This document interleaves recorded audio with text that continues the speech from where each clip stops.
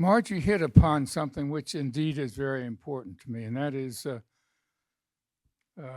result, to some extent, of a long career in taking care of patients, trying to take care of patients, and realizing you don't take care of patients. They care for themselves. And maybe you can help them care for themselves, but maybe you don't do so well very much. And, we're conceived from the woman and the man, and excuse me if I'm off base in saying that at the moment. But here's a question for you. Do you get more genes from your mother or your father, or equal number? You get more from your mother. You don't get them equally. And I remember when I was talking to my wife about that, and she said, well, how come is that? I said, well, because sperm don't have any mitochondria in them, but ova do have mitochondria. And some of the genes that you get come from the mitochondria. And then she said to me, well, what do the mitochondria do? I said, well, they're the power cells. She said, well, of course it comes from the woman. That's right. So, but, we're a remarkable creature in that we're cared for quite a while. Unlike most animals, little horses are born, foals are born, and they struggle around, and then they do pretty much their own care. A lot of creatures care for themselves very much from birth, but we're very slow, and some of us learn how to do that, and some of us don't learn how to do that. And one of the reasons I'm holding this thing is because I didn't learn how to do it very well, and not too long ago, I fell down on the ice and broke a hip, or broke a bone. What a stupid thing to do, and go out on an icy day without really thinking about something. So when I was approached by Margie and asked to talk here, I thought, what can I talk about that's really important? And I think that is, how do we care for ourselves well? How do we go about doing that? It's not easy. It's not easy. And one of the first things to do is you have to figure out how to utilize evidence. And Margie said that I'm 94. Am I 94? Do you know that? How do you know that I'm 94? Just because she said I'm 94? Is that reliable? Is it relevant? Is it important? As you're thinking about evidence, you want to think, is what I'm listening to, did Mr. Trump win or did Mr. Trump not win?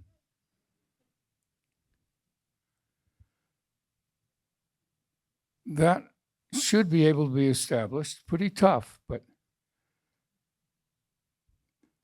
is the evidence correct? Is it valid? Or is it just something we believe? Now, St. Augustine said something very important about belief. He said, faith is the ability to believe what you cannot see. Faith is the ability to believe what you cannot see. And then he went on to say the reward of faith is to see what you believe. I think that's psychologically on target. And perhaps one of the reasons why things are so screwed up. Because we do see what we believe, and often what we believe is wrong. It's not correct, or it's not relevant. or it's not important. So when we're going to be thinking about evidence, everything is evidence-based. Everything is based on some sort of evidence, but the question is the evidence valid? Is it correct? That's not always so easy to establish, but it's not going to be established unless we want to establish it.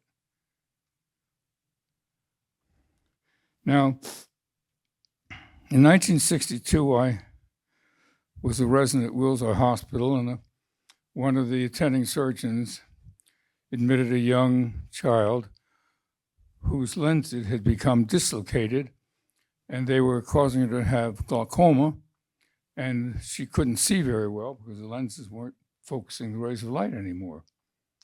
So he was going to take out her lenses. So she came into the hospital and was admitted, and the resident's job was to make sure that the patients for surgery the next day were ready to have the surgery. Well, I didn't know whether she had some sort of metabolic disease or something, but I'd never seen anybody like that little girl before. She just didn't look like a person who was healthy. She didn't think very well. Matter of fact, she didn't think very much at all. And so I looked in the books best I could, but I couldn't find anybody that looked like that little girl. So I said, one of the first things you have to say when you're thinking about evidence, you think, I don't know. I don't know.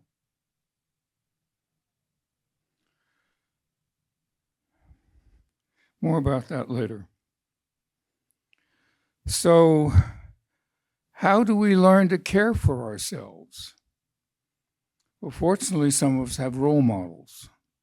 Lots of people don't. Lots of people can't buy good food to eat or can't even afford to buy food to eat. But the first thing is to want to care for yourself and make that a priority. That seems like a strange thing to have to say.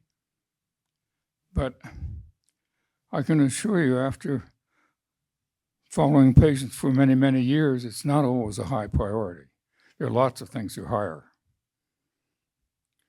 So that has to be a high priority. To care for yourself, you have to be, to some extent, disciplined. You have to not do things that are stupid. That's really tough. So the first thing is how to learn, and then very few people really know how to use evidence, how to say this is correct. I'm going to use that as a basis for my decision making. And then, as I mentioned also, not only does the evidence have to be correct, but it has to be relevant.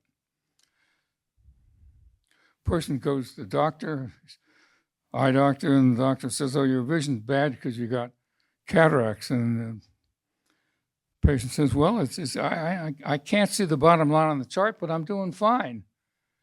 The doctor says, yeah, but you got cataracts. You can only go down to the 20/40 line. The person says, well, that's good enough for me. We've got to take those cataracts out. Why? They don't do any damage. The person's satisfied. Why take his cataracts out? It's not relevant that he has cataracts. He doesn't need surgery. It's correct that he has cataracts, and it's correct that the cataracts are reducing his vision. But it's not relevant to him that his vision is a little bit reduced. So why do anything about it? And put him at risk? Charge things, inconvenience his life?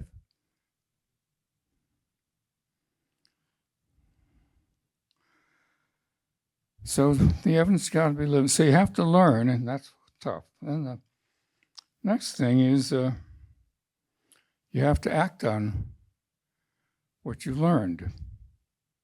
And that's really tough because we're all biased.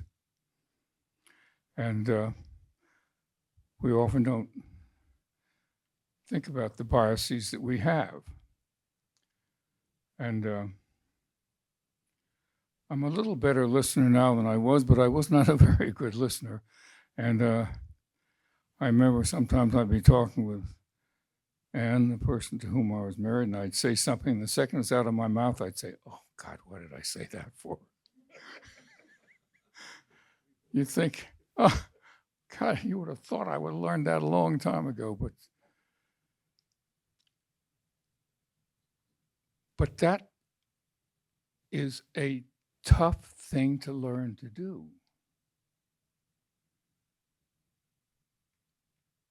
To want to be correct, to want to be kind.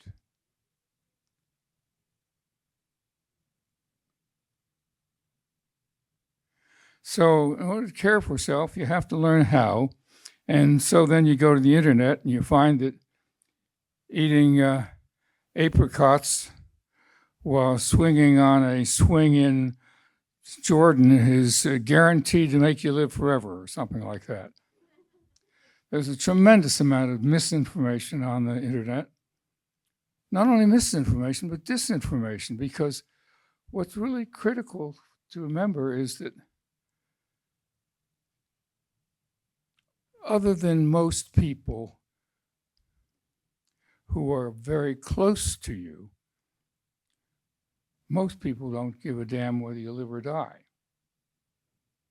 But they can make some money off of you, that's a benefit. So how do you start to winnow the information that you see on the net or hear from anybody else is this believable? Is this relevant?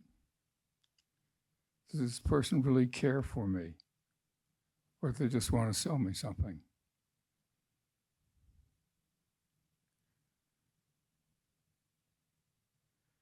Do they benefit from this?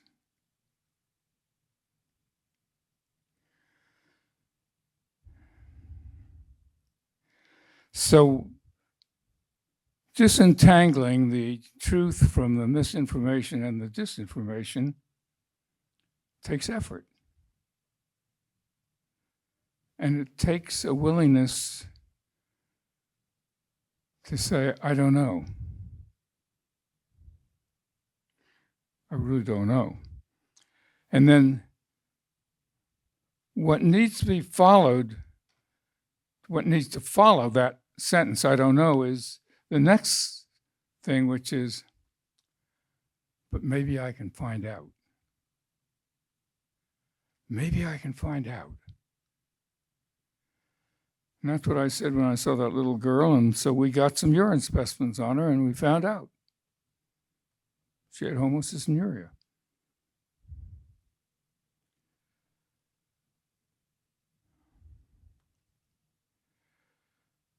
Now,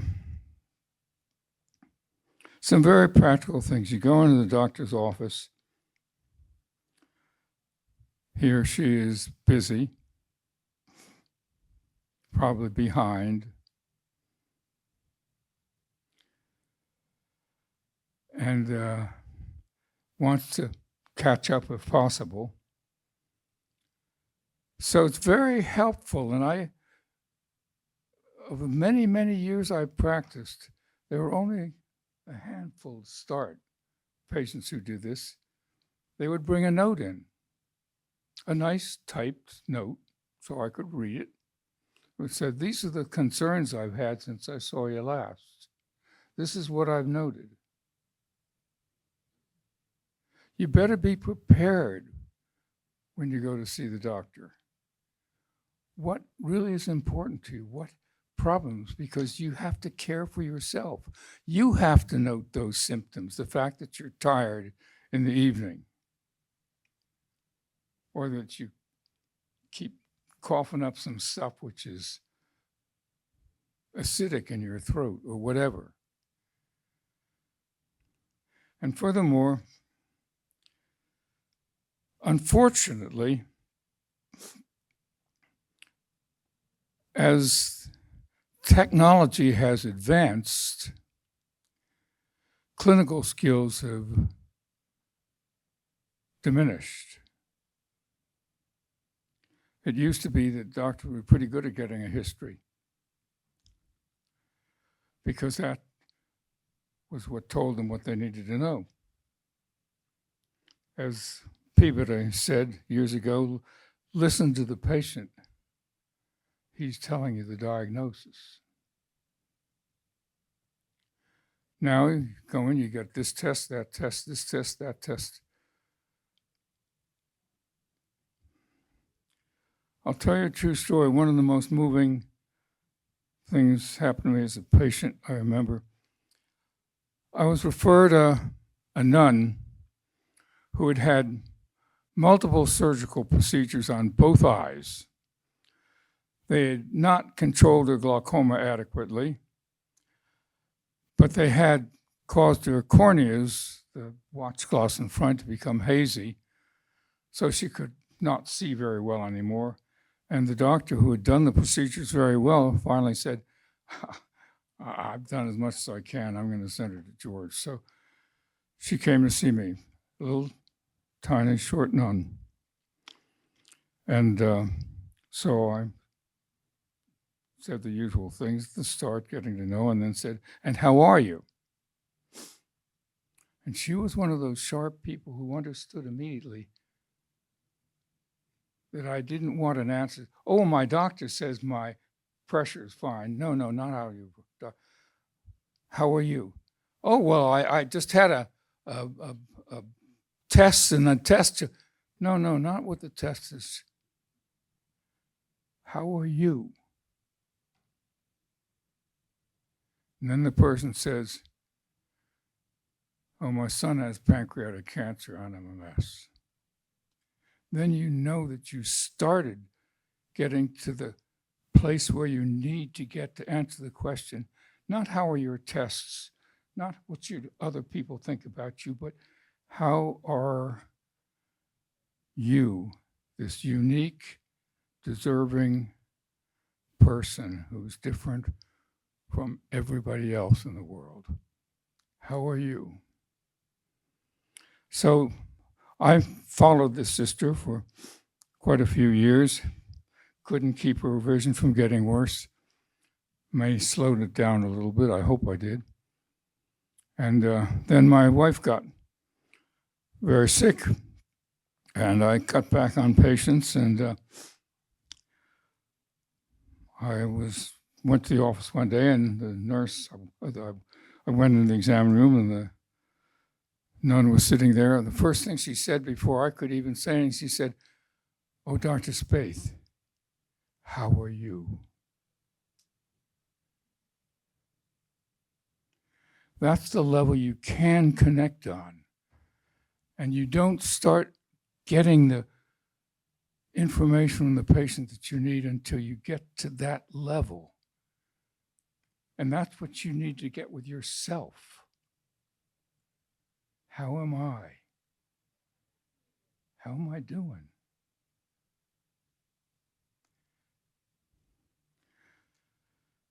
I ask it, I'm very glad that they put up a whiteboard, because maybe you have some things that I can draw or so, but those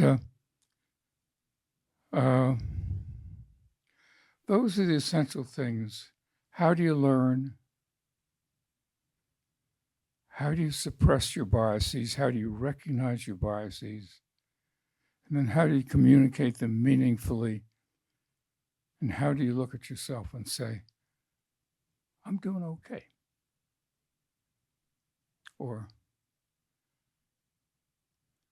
something's got to change here. Because people can care for you, but they can't do what many in the medical profession think they do, which is heal you.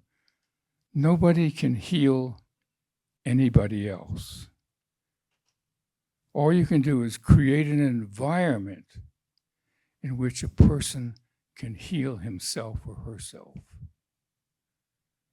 It's a very different way of thinking about healing. So let's stop there and either get to supper a little early, which would be nice, of course, or else maybe I can answer some questions for you.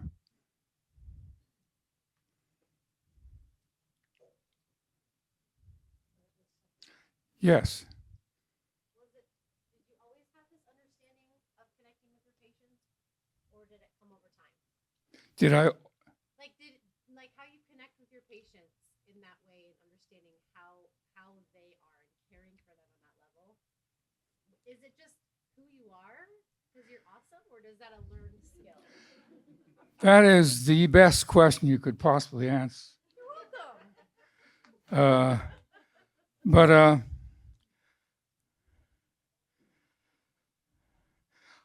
I think the major answer is I happened to have fallen in love with a person who thought that I could be better than I was. Not because she wanted to mold me into who she thought I should be, but because she thought that I wasn't really being true to myself. And I would say something and she would point out that that was really not a way good to think. So it was a long transformation, slow, painful. I can remember the sort of questions she would answer, always with love. One time I was going on pompously about what a great composer Bach was and how much he was better than Mozart. And, well, why don't you prefer them both? I thought, bingo. So the answer is, I saw people who were doing well and people who weren't doing well. Let me give you a very specific example. One day I came to the office and I went into room number 6, and there was a young woman who'd come down from a different country because she heard that the cornea service at Wills was able to do corneal transplants that were successful, whereas the other places weren't doing them successfully. She was vibrantly dressed. She was effervescent. She was full of life. All she could see was hand movements. Her corneas were completely hazy. She could just see my hand move. That's the best vision she had. And she had 2 years before finished a very prestigious law school, first in her class. We had a good conversation. I said, well, you had glaucoma at the start, and that's why you had all these surgeries that made your corneas get cloudy. And now you come down to get your corneas fixed up, but if the reason why you can't see is your glaucoma, fixing up your corneas won't help. So I did as best I could, and I thought I figured out that her visual loss was not due to glaucoma, it was just due to the hazy corneas. So I encouraged her to have the corneal transplants, and that was about 40 years ago, we're still in touch. Went in the next room, there was another 30-year-old person. He'd fallen down in a supermarket here in Philadelphia and hit his eye on the corner of a counter and ruptured his globe. Came into the emergency ward, the retina surgeons put his eye back together. He ended up with vision that was not quite normal, but almost normal. But during the period of time that his eye was just basically smush, the inside part of it stuck together so the fluid couldn't get out. So they sent him to me because he developed a very severe glaucoma. So I'm saying to him, we can start you on some eye drops that will decrease the amount of fluid that you're making, but there isn't any drain in the eye that works anymore. So it's not likely that those eye drops will work. So while you're here, I need to learn a little bit more about you, because almost certainly you're going to need some surgery. So how's your general health?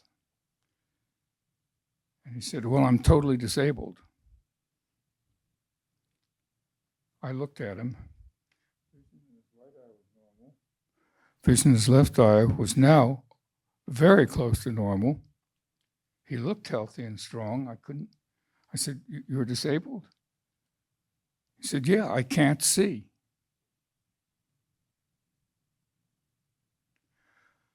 The little tiny bit of visual loss he had in his left eye disabled him. So here was one person who could see only hand movements, who was doing great.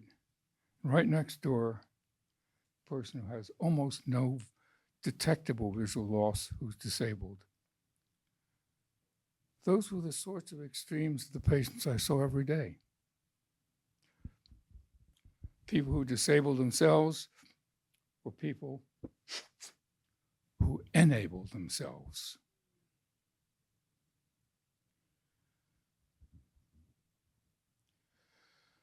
Does that answer your question? Okay, other questions? I know we've got one over here.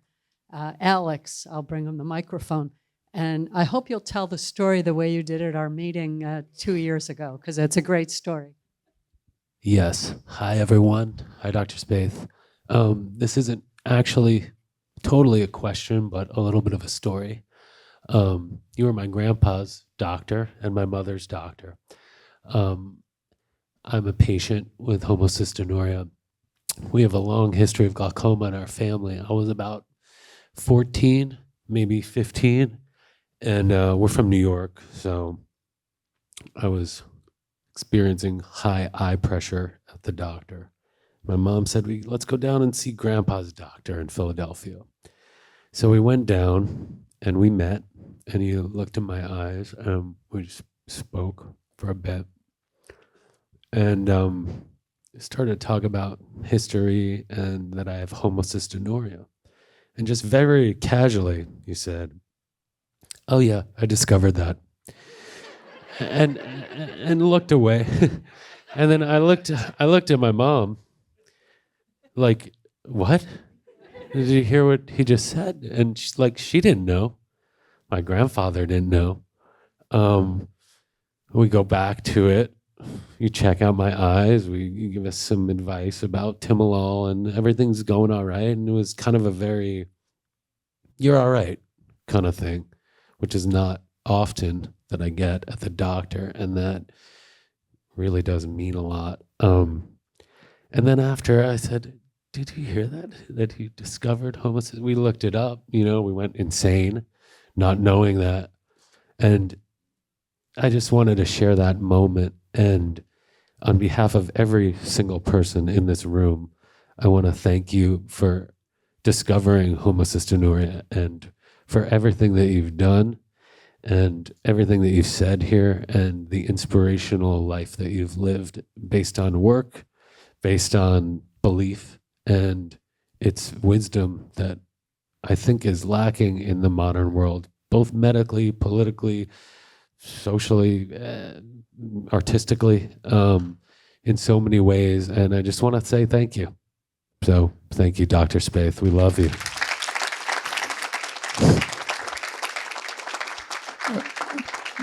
That didn't sound like a question, but let me It's not a address question. it. Let me It address wasn't a question. And it This comes is the back to what great you said. doctor. We have time for another question recall- or two. Warren Kruger, I'm sure he will have a very insightful question.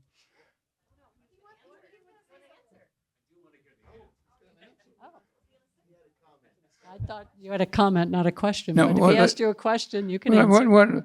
Let me just say this one thing, because what I'm trying to get at is learn how to care for yourself. That means you have to care for others too. just care for yourself, that's not going to work. But it's not going to come from anybody else except yourself. My wife wrote a poem. Have you heard dry snowflakes falling on a silent night?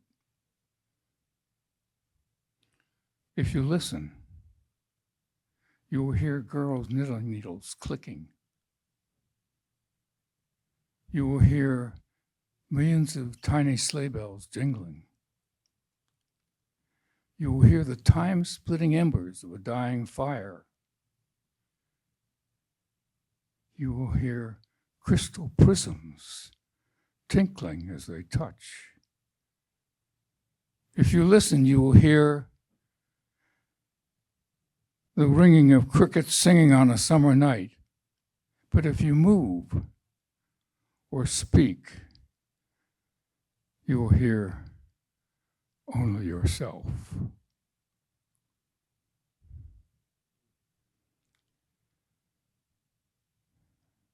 How to hear is not something we're given. Comes back to your question. I think it's something we learn. Sometimes kicking and screaming. There's another question? So my name's Warren Kruger. I'm a scientist, and I obviously know who you are. And where I tend to cite you is in the discovery that certain patients with homocystinuria respond to vitamin B6. And I'm just wondering, how'd you do that? Where'd that idea come from?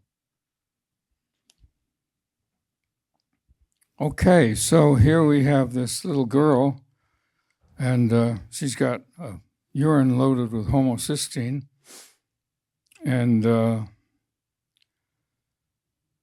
cystathionine beta synthase has vitamin B6 as its coenzyme. So, well, maybe, I don't know, but maybe the problem's related to the vitamin B6 part. The enzyme just isn't responding to the B6. Why don't we just give her a lot of vitamin C, B6, and see what happens? It's pretty benign. So that's what we did. That was it.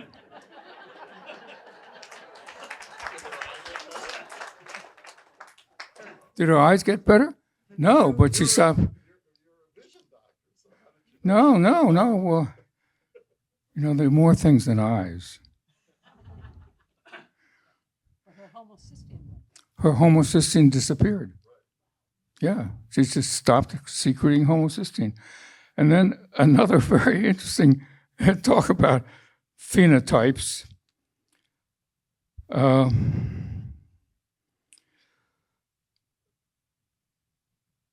When I found that we had identified a condition, I contacted some of the schools for institutionalized children and said, if you have any children that sort of fit this pattern, please send us your urine, their urine, and we'll see if we found a lot of people had homocystinuria. And one of them was a young boy who died shortly afterwards. And so I called up his mother and said, do you have any other children? Because this is probably familial. And so I said, well, I have a daughter who's 2. And this comes back a little bit to some of the earlier talks today. But she's perfect. I said, well, let me see her anyhow. So she came in and she had homocystinuria. There was no question about it. But she didn't have any of the signs of homocystinuria by that time. And one of the problems with screening, especially screening newborns, is some newborns don't excrete excess homocystinuria right as newborns. So it's good that they're screening, but they may need to be screened later too. Does that answer your question? One last question, if we have one. Okay, well, you'll be hearing a little bit more from Dr. Spaeth when we get to the awards part of our evening, and I'm sure he'll have more pearls of wisdom to share with us. So for now, I believe, Danae, someone want to announce what's happening? No, Brittany will do so. But thank you, Dr. Spaeth. It was very insightful. Thank you.